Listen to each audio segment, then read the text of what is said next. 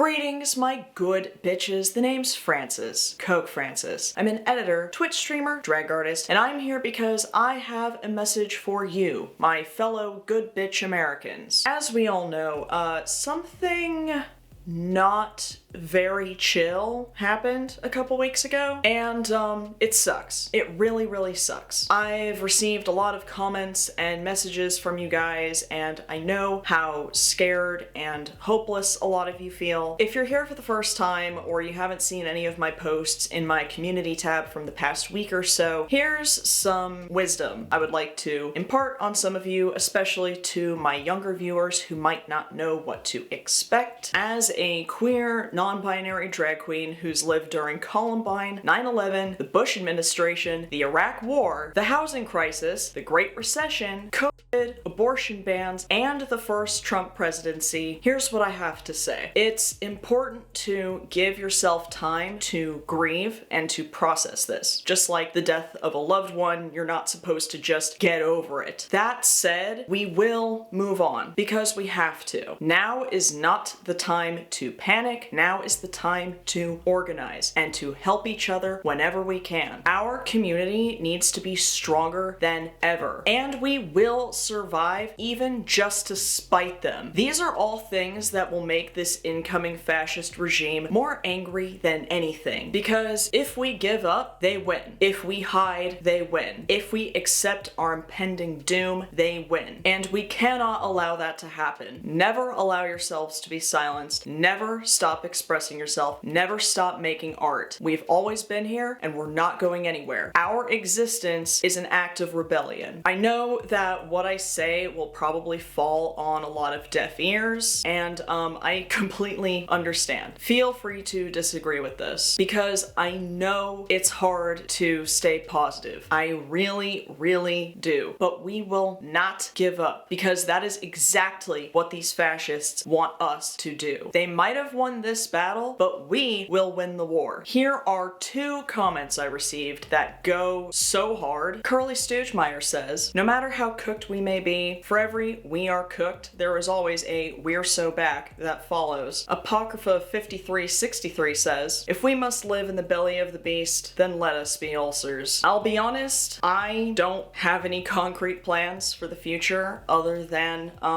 I'm not going anywhere. If anything, I feel more motivated to keep making content. For now, take each day, one day at a time, take care of yourselves, call your loved ones, and do what makes Republicans more angry than anything else. Support your communities and survive. I've put a whole list of resources and phone numbers in the description box. If there are any that I left out, feel free to put them in the comments. Alright, now that that's out of the way, even though we lost and it really, really sucks, what we are not going to do is make it our entire personality. Unlike these bitches, who are the topic of today's video. One of my viewers informed me of a fitness clothing brand called XXXY Athletics, and I can already hear your eyes collectively rolling into the back of your skulls just like mine did. According to their mission statement, they are the only athletic clothing brand that stands up for women's sports. The only one! And these trailblazers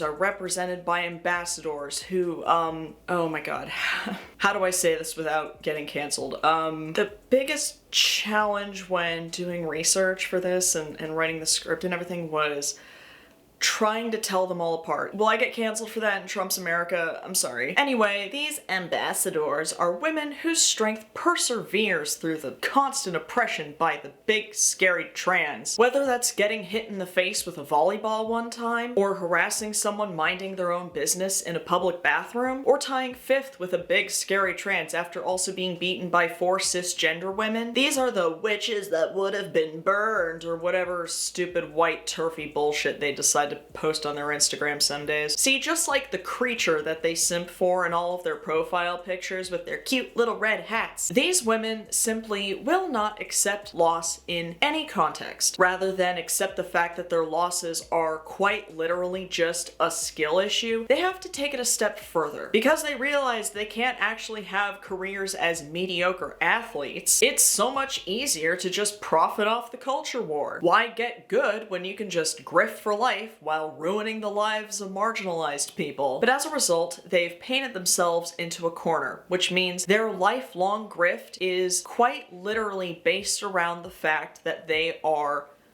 losers. So, before we have a good hearty laugh at these people together, if you are a fan of watching a very tired drag queen talk about nerd shit forever, I ask that you please place last in a swimming competition, then knock someone off the winner's podium by going ahead and unzipping your pants and dick slapping those like and subscribe buttons as hard as you can. So the incredibly interesting thing about the stop men from being in women's sports people is that their entire argument is based around the idea that women are inherently physically weaker than men. But everyone from J.K. Rowling to Elongated Muskrat to Logan f***ing Paul just eat that shit up. The most glaring example of this was the Imane Khalif case, where these brave crusaders who just care about women so much used their platforms and millions of followers to harass, let me check, a biological female. Someone who was born female, raised female, was identified as female on all legal documents, has the biological female plumbing, a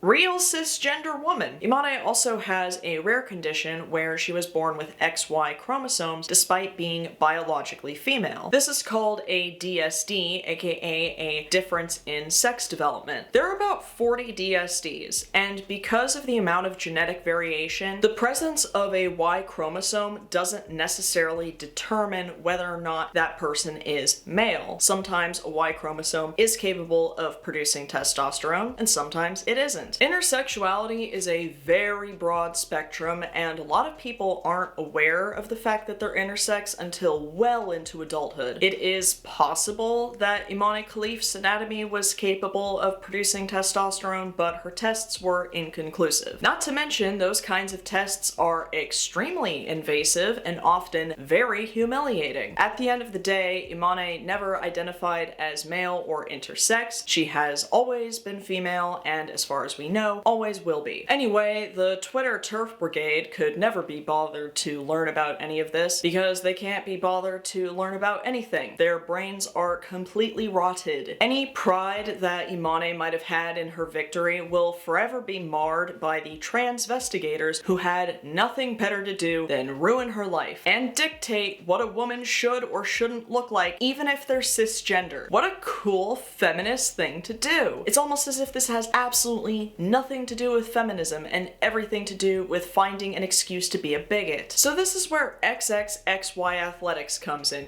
Good Christ, I cringe just saying the brand name out loud. And we'll be focusing on local heroines Payton McNabb, Brooke Slessor, Lauren Miller, Riley Gaines, and the CEO of XXXY, Jennifer Say. Payton McNabb is a 19-year-old woman from North Carolina who, during a volleyball game back in 2022, got smacked in the face with a volleyball that was spiked by a trans athlete on the opposing team. She was allegedly immediately knocked unconscious and claimed to suffer from a concussion, permanent whiplash, a brain bleed, vision impairment, cognitive issues, and partial paralysis, all from getting hit in the face with a volleyball. That's the trans player that we have the green circle around, spiking the ball right into your face.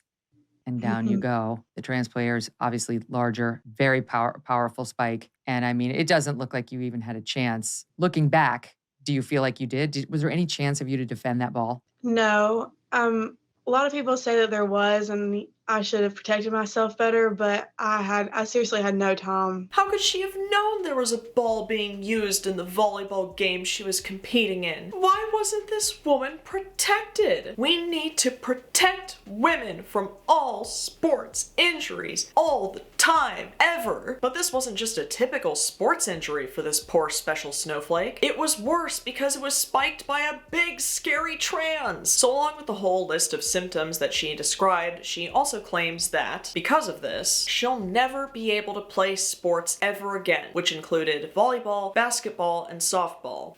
Never ever. Oh, except for all of these videos of her playing basketball on her Hudl page in 2023. It looks like she did finally retire from that so that she could focus on grifting full-time. Payton McNabb partnered with XXXY Athletics after she received their Courage Wins Award. Jesus Christ, these people are obsessed with getting their participation trophies. For as much as they supposedly hate men in women's sports, it sure does take balls to pull off a grift this shameless. Today, Payton continues to fight for women's rights, such as retweeting Charlie Kirk the night a rapist became the president. So it turns out all these women were recipients of the Courage Wins Award. Let's move on to Brooke Slessor, another volleyball player who transferred from Alabama to the San Jose State women's volleyball team. She claims it was the best decision she ever made and was named honorable mention All-Mountain West Conference after the Spartans' 13-18 season prior. Her team went on to win 9 matches with Brooke as their co-captain and was a contender for an NCAA tournament. But instead of following what seemed like a promising athletic career, out of absolutely nowhere, Brooke joined a lawsuit to change the NCAA's guidelines, which, you already know what's coming, allowed trans women to play for women's sports teams. One of her fellow teammates is not only trans, she's also Brooke's roommate. So Brooke didn't actually lose anything. There was no reason for her to have any kind of vendetta against trans people, bullshit or not. She is a scholarship player. There are only about 40 estimated trans people out of 500,000 NCAA players. The San Jose State athletic director is still baffled by what Brooke is doing, because the only reason she's doing this, and I mean the only reason, is to be an asshole. As she still hugs and high-fives her trans teammate slash roommate, she dons her favorite basic Christian white girl sweaters and kikis with Megyn Kelly over how much of a problem she thinks it is. In her completely toothless lawsuit, Brooke describes her roommate as a, quote, physically imposing transgender player who is 6'1" and towers over opposing teams. She conveniently left out that 7 out of the 25 players on her team are 6 feet or taller, and that she herself is 5'11". If it's any consolation, San Jose State, the NCAA, and all of her teammates and coaches and mentors vehemently oppose Brooke's venture into the grifterverse. But that didn't stop XXXY Athletics with presenting her with the Courage Wins Award. After all, they are the only brand that speaks up for women's sports. So Brooke is the exception in this list, in that she didn't actually lose anything. She's just shamelessly exploiting the culture war for money, and she's somehow been inducted into martyrdom along with all the other victims of the big scary trans. Let's move on to Lauren Miller. There's a remarkable lack of information about her case, because her case is quite unremarkable. Because the only logical response to any of her grievances is... So, Lauren Miller is a golfer who is in the pre-qualifying stage for the LPGA Q Series, which would see the top 95 golfers move on to the next stage. One of Lauren's competitors was Haley Davidson, a trans golfer. Haley Davidson managed to make it onto the next round by tying for 42nd. Lauren, however, didn't make the cut, meaning she was beaten by at least 94 cisgender women. So once again, rather than accept the idea that maybe she's just like not that great of a golfer, Lauren took to the internet and her squirrel friend Riley Gaines, we'll get to her in just a minute, launched an attack on Haley Davidson, even going so far as to call her, quote, a mediocre male.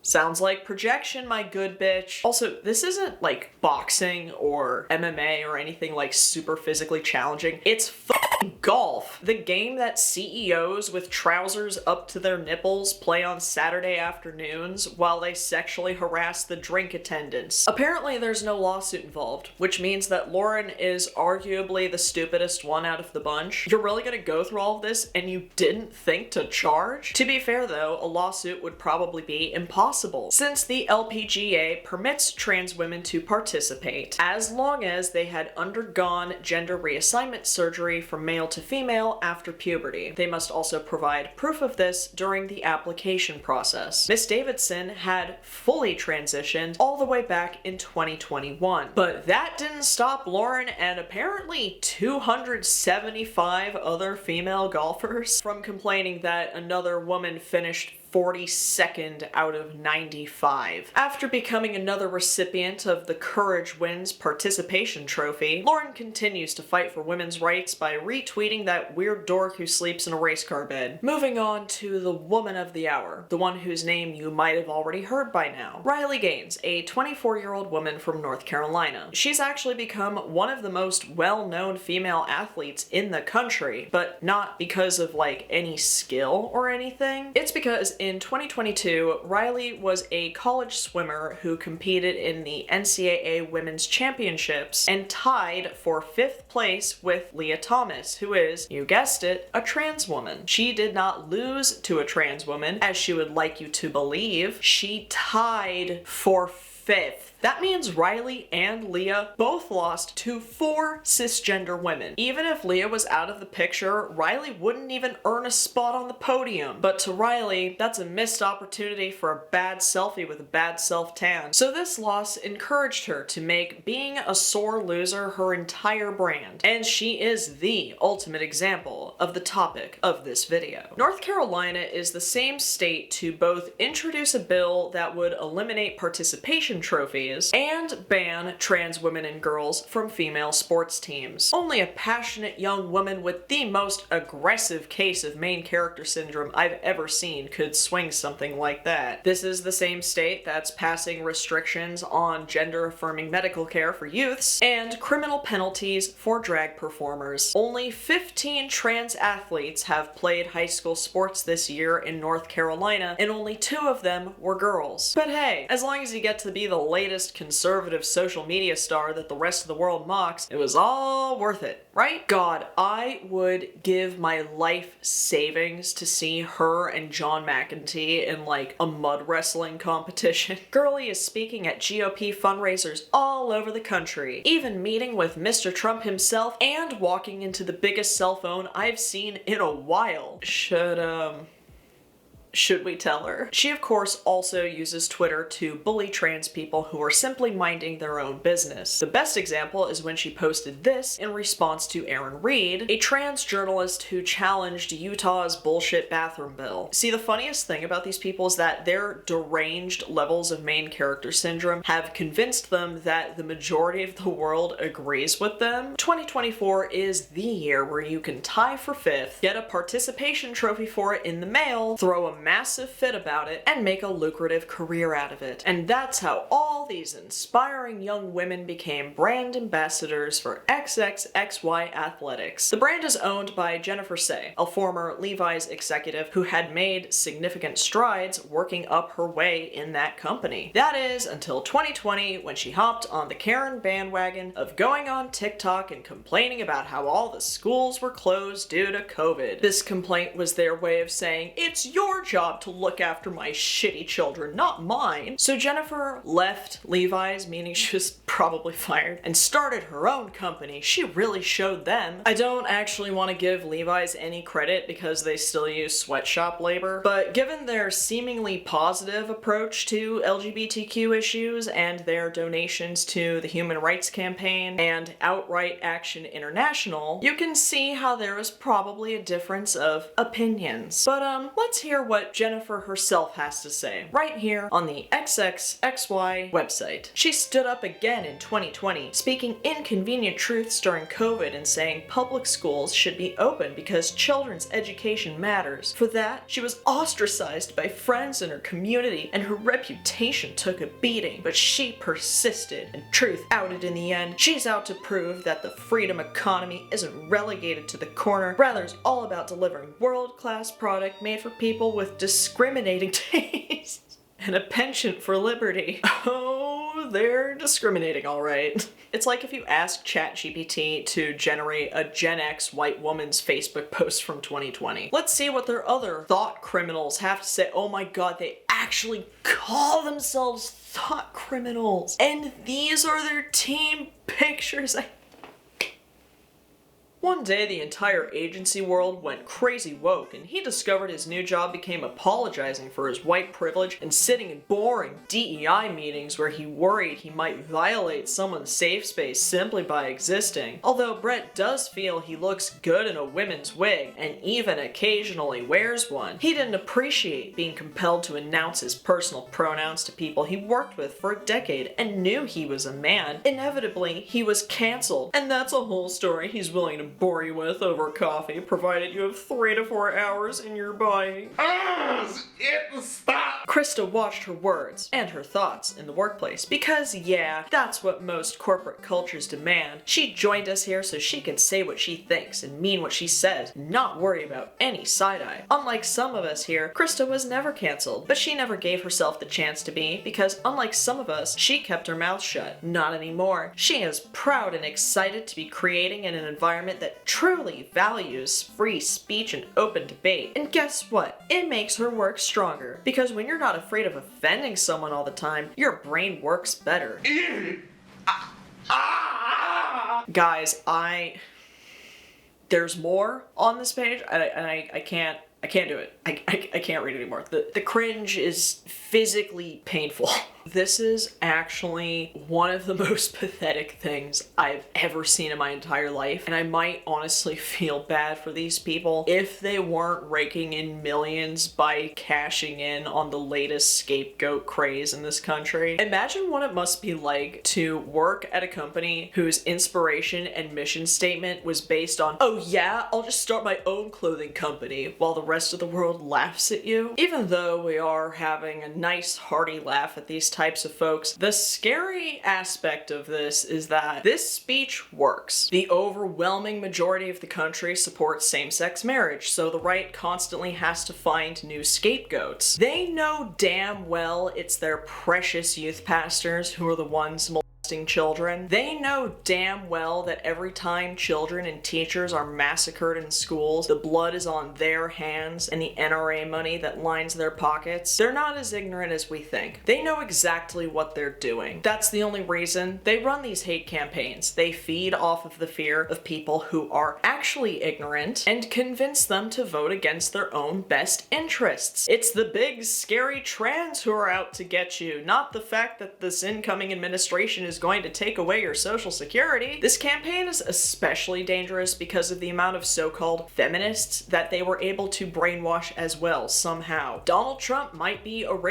and stand for everything that all of these women once opposed, but somehow it's worth it to vote for him if he'll protect women's sports. As if people haven't been making the same stupid WNBA joke for a million years. Men have already been assaulting women since the dawn of time, and the right not only allows it, they encourage it. If a man wants to assault a woman, why on earth would he have to pretend to be trans to do it? He could just run for president and win. Twice. And then it's a win-win for the Trump administration and all of these women who physically and mentally are virtually indistinguishable from each other. Oh my god, am I gonna get canceled for saying that? Oh no. Oh no. It's the blonde hair and the blue eyes, okay?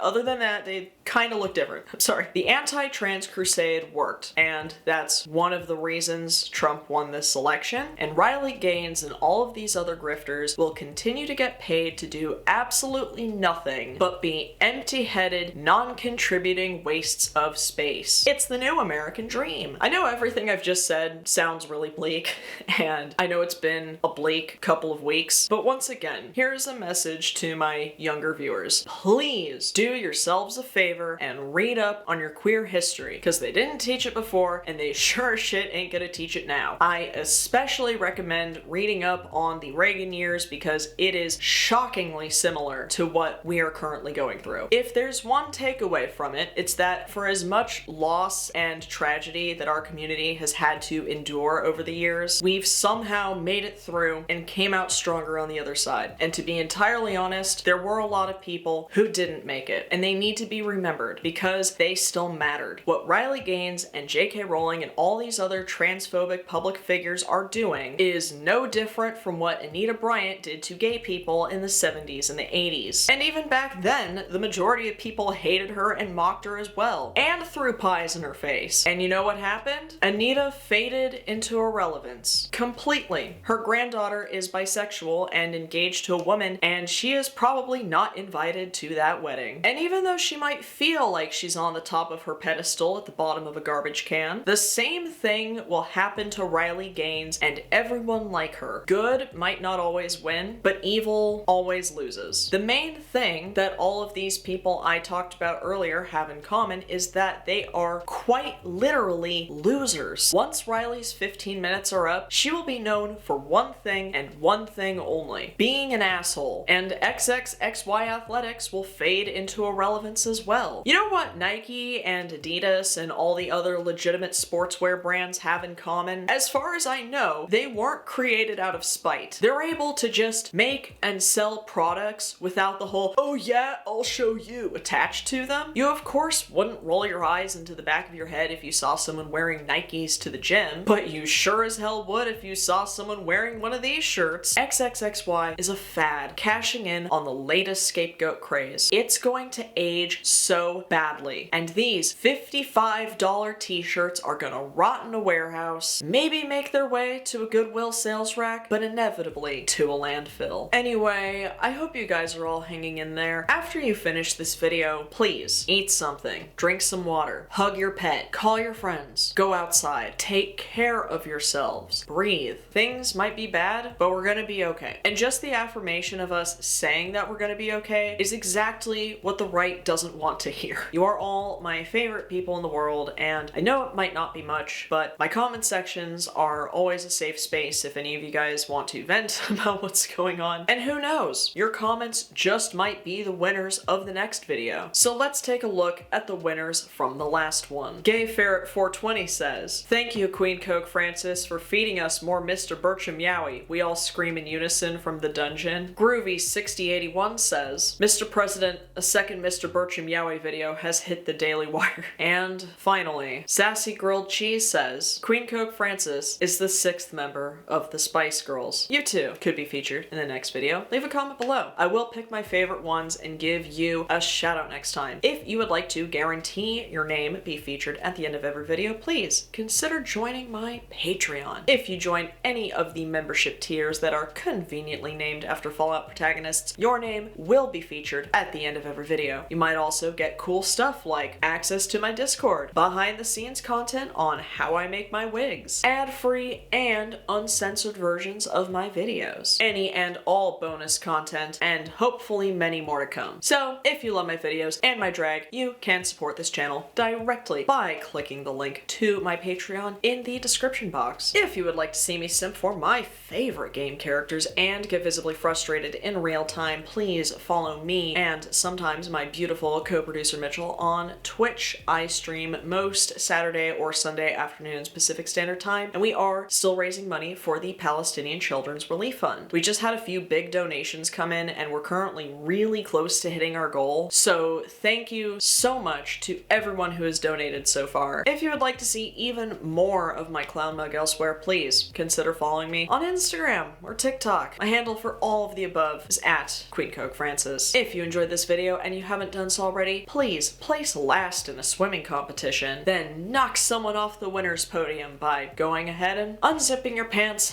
and dick slapping those like and subscribe buttons as hard as you can. Thank you again to all my patrons and subscribers who have helped my channel grow and thrive the way that it has been, and of course, as always, until next time,